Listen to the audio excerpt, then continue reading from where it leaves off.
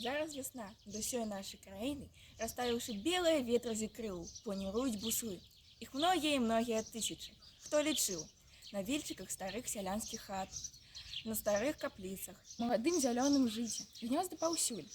І мне здаецца, што гэтае, і не толькі ў гэтыя дні, Беларусь нашу можна назваць зямлёй пад белымі крыламі. І не здзіўляйцеся, дзяўчаты і хлопцы, дзіўнай назве кнігі, якая трапіла да вашых рук. На пэўнай ступені бусел – сімвал Беларусі. Бусел важная птушка, яна селіцца каля людзей. Гнёзда будуе з бярозавых галінак.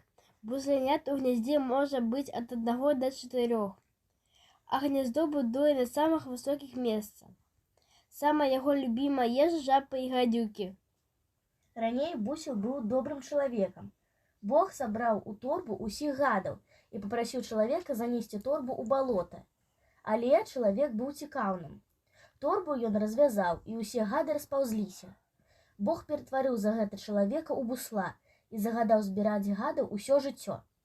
Бусел прыносіць не толькі дзяцей і шчасце. Каля яго гняздо разрушыць, птушка прыносіць галавешку гарачую і спаліць хату крыўдзіцеля.